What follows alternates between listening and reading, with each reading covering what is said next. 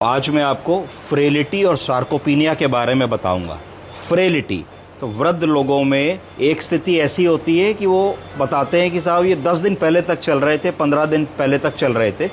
एक सिचुएशन ऐसी आती है जो जिस दिन के बाद वो चल नहीं पाते हैं और बेडरिडन हो जाते हैं और उनको अपना काम करने के लिए असिस्टेंस की ज़रूरत पड़ने लगती है। अगर हम इन बाबूजी को देखें तो ये हमारे पास अभी कुछ देर पहले आए हैं और इनकी अवस्था बहुत ज़्यादा नहीं है, पर 83 वर्ष है और ये काफ़ी समय से ऑलमोस्ट बेडरिडन है।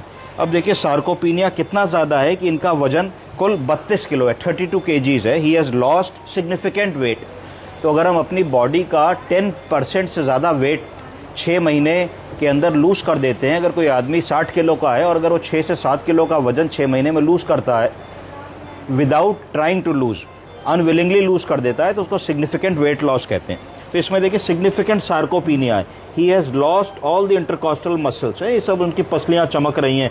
क्लैविकल देख सकते हैं हम लोग कितनी प्रोमिनेंट है। ये पेल्विक बोन देखिए, इलियक क्रेस्ट पेल्विक बोन कितनी प्रोमिनेंट है ना, पूरी बोन पेल्पेट हो रही है। मसल मास बचा ही नहीं है, खाली जो है it is just bone and skin. तो इट इज़ सीवियर सार्कोपीनिया। तो ये क्यों हुआ? ये न्यूट्रिशनल डेफिशिएंसी की वजह से हुआ।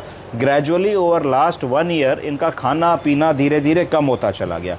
ये व्यक्ति अकेले रहते हैं, इनके पास पुअर फैमिली सपोर्ट है।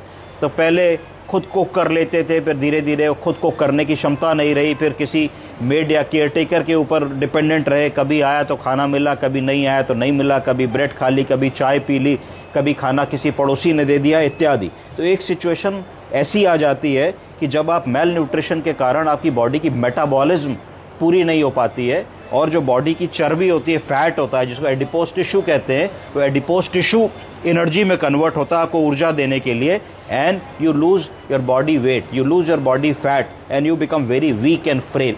तो फ्रेलिटी में 3 चीज़ें हैं। एक इमोबिलिटी, चलने फिरने में दिक्कत। इंस्टेबिलिटी, अगर चले तो चाल में कंट्रोल नहीं है, गिर सकते हैं। इंटेलेक्चुअल इम्पेयरमेंट, सही निर्णय लेने की क्षमता कम हो जाती है। और इनकॉन्टिनेंस, इसका मतलब है कि पोटी सूसू बिस्तर पे ही निकलने लगती है, हम उसका कंट्रोल नहीं कर पाते। तो फ्रेलिटी से बचें, एक्सरसाइज करते रहे, मसल मास को कम ना होने दें और न्यूट्रिशन पे बहुत ज़्यादा ध्यान दें। धन्यवाद।